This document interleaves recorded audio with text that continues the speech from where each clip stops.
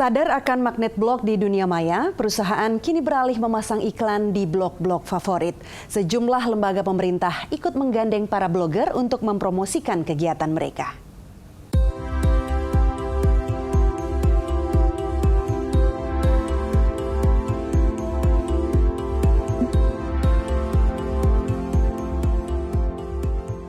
Inilah perjalanan 50 blogger ke berbagai lokasi wisata di tanah air. Digandeng Kementerian Pariwisata, mereka antara lain pergi ke Bromo, Jawa Timur dan Suku Bajo di Nusa Tenggara Timur.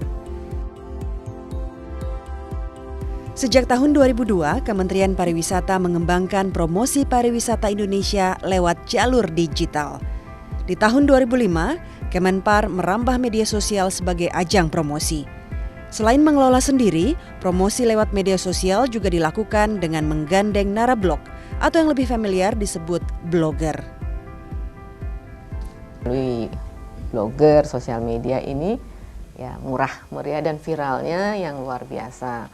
Harus mengikuti ya, karena trennya kan sekarang orang udah IT nggak bisa enggak gitu. Kalau enggak ya kita nggak bisa ngikutin, nggak ketinggalan dari yang lain-lain.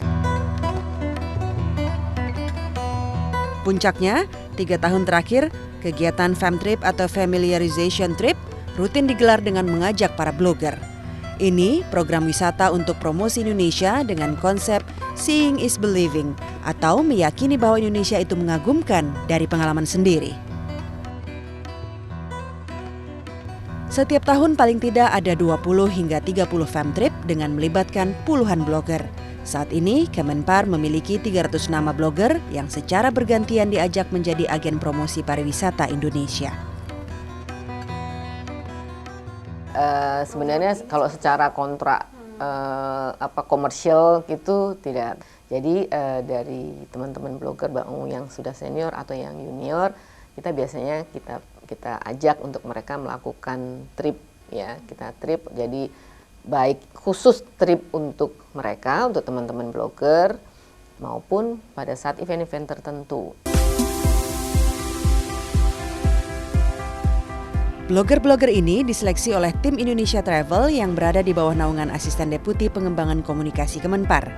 Tidak terbatas blogger Indonesia, Kemenpar juga mengajak blogger internasional untuk bergabung.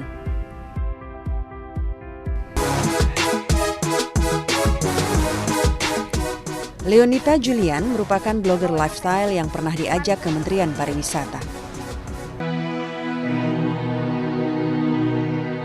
Sebelum menekuni blogger, Leonita Julian pernah menjadi jurnalis, humas PT Semen Gresik, dan manajer public relation PT Semut Api.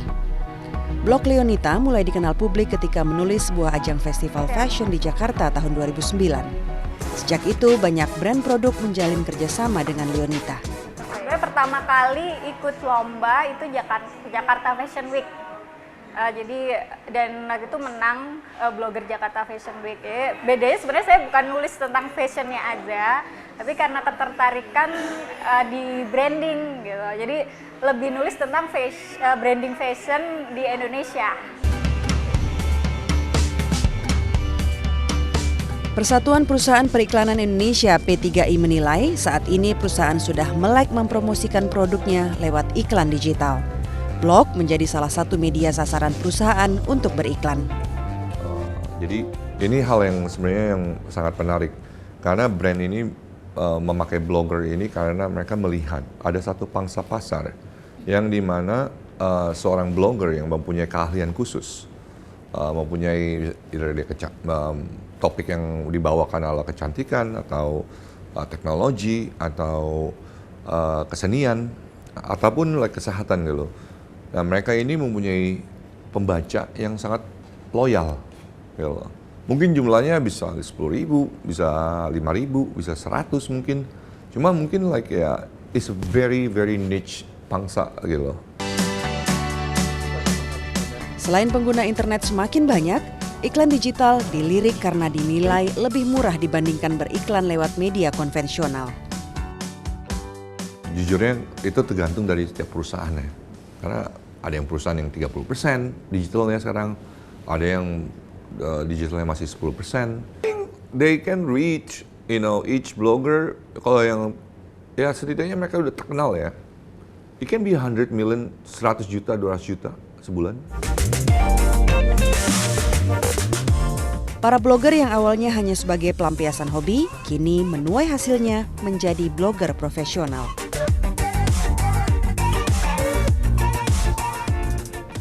Kalau video sih rada mahal sebenarnya. Ya. Paling kecil 5 juta itu untuk video-video pendek. Untuk paling gede bisa sampai pernah sampai sekitar 30-an. Nulis di blog range-nya satu blog post itu 500 sampai 800 kata, 10 foto itu range-nya sekitar 2 sampai 4 jutaan lah. Tergantung brandnya sih. Kalau brand gede juga kita ngenainya gede. Kalau kita bisa bilang rata-rata per bulannya sudah 25 juta. Oke. Kalau di total sampai per tahun itu ya kita ngomong udah 1 tahun itu sudah lebih dari angka 500 jutaan lah setahun ya sudah. Karena kita ada income yang lain yang sifatnya tidak rutin. Pendapatannya ya sejumlah gaji kemarin sebagai manajer PR gitu. Anda bosan menjadi karyawan? Blogger bisa menjadi pilihan yang menguntungkan.